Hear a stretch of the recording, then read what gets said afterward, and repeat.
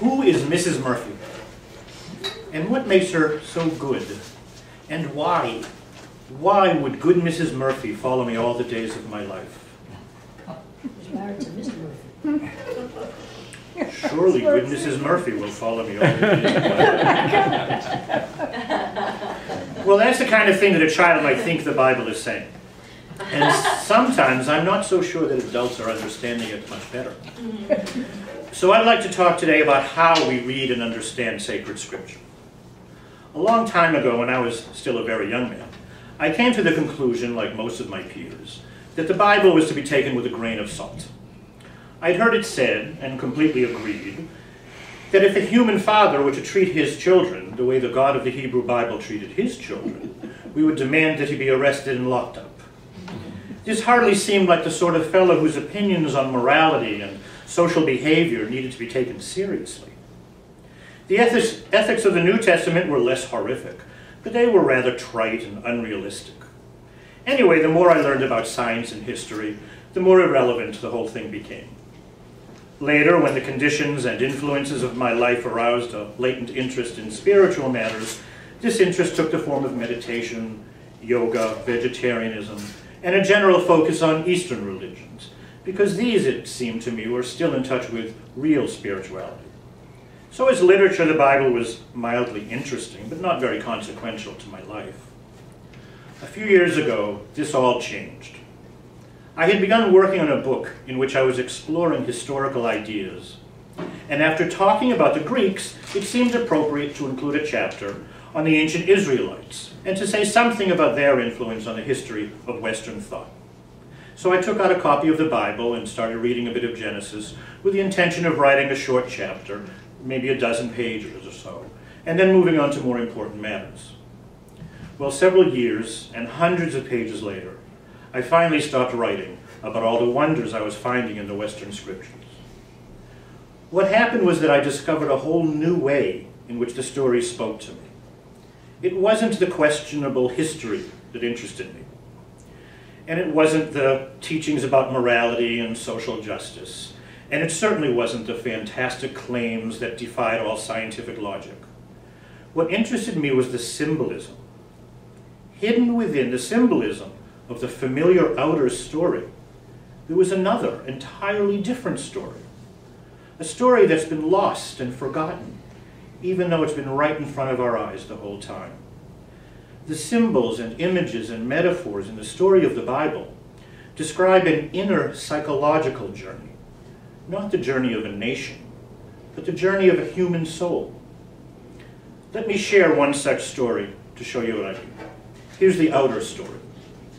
Shortly after the Israelites crossed the Red Sea, we are told that Amalek came and fought with Israel. So Moses told Joshua to put together an army and go in the field and do battle with Amalek. Now Amalek was a descendant of Esau, the brother who had deceived Jacob. So the Amalekites had a deep-rooted, ferocious hatred for these Israelites, the children of Jacob. They attacked whenever possible and with no provocation. They would sneak up behind the Israelites and use ambushes and cunning to attack the weak and the elderly and the stragglers. Later, during Moses' final teachings by the Jordan River in Deuteronomy, he says that God will be at war with Amalek forever. And he transmits this command from God to his followers: you shall blot out the memory of Amalek from under heaven. Do not forget. Now, taken literally, this appears to be one of many examples of a rather peculiar God who approves of murder and slaughter and wishes us to show our love for him by killing certain other people. And in fact, this particular story has sometimes been used to explain and justify a need to kill Arabs. But this degrading excuse for violence and inhumanity takes literalism to the extreme, and it completely misses the point. Like everything in these stories, the episode with Amalek is an internal symbol. Amalek represents the great enemy of the soul. He is lurking within each one of us. The name Amalek has the root malak, a word that means cutting at the neck. That is symbolically severing the mind from the body. Related to this, according to the Kabbalah, the name Amalek signifies doubt. So whenever one is considering an appropriate positive act, Amalek introduces doubt into one's being and cuts off our mind, our wisdom and intelligence and better judgment from our actions. Now, one type of doubt can be intelligent and rational, making sure we don't jump to silly conclusions. But there's also an irrational, automatic kind of doubt, the kind that mocks our reason, belittles an argument without even listening, and reacts to the most inspiring moments with nothing but a cynical shrug. This is Amalek, that contemptuous inner voice that sneaks up on us and attacks goodness and truth, that laughs at decency and kindness.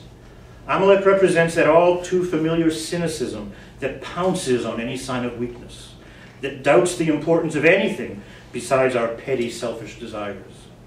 Amalek is that troubling and mean-spirited inner voice that tries to convince us everything is meaningless. This uncontrollable hatred of everything noble and good can't be reasoned with. There can be no persuasion by rational argument. Symbolically, then, there's no room for diplomacy with Amalek. He must simply be annihilated. And this is why we read in Deuteronomy that we must blot out the memory of Amalek from under heaven. But the only slaughter that's being justified here is the slaughter of our own cynicism and doubt. Now, this is a never-ending battle, and the soul must be ever vigilant.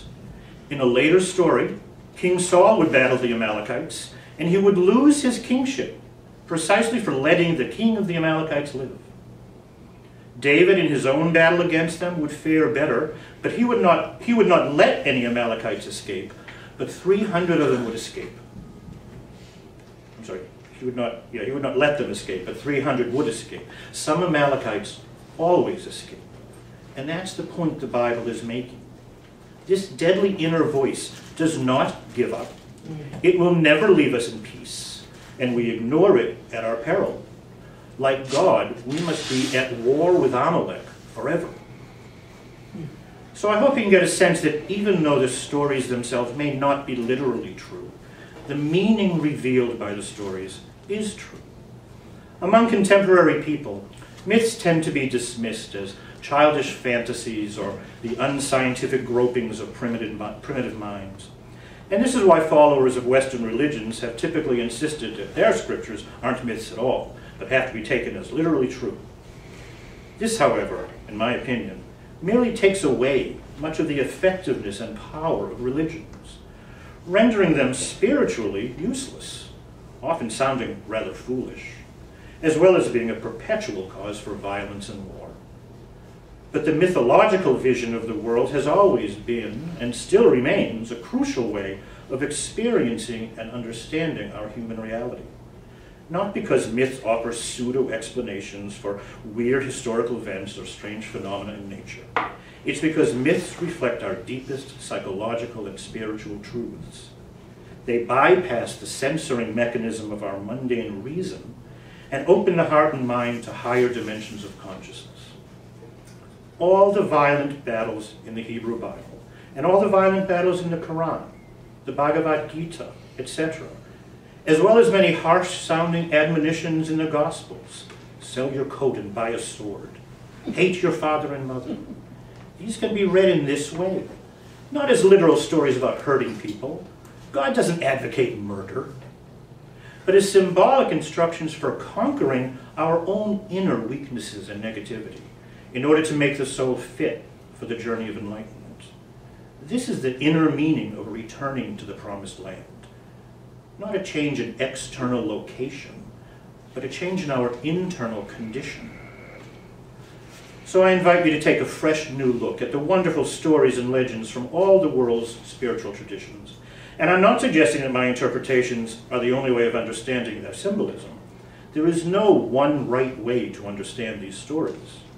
On the contrary, stories at the level of great mythology and scripture invite each of us to ponder them deeply and to unlock endless levels of meaning for ourselves.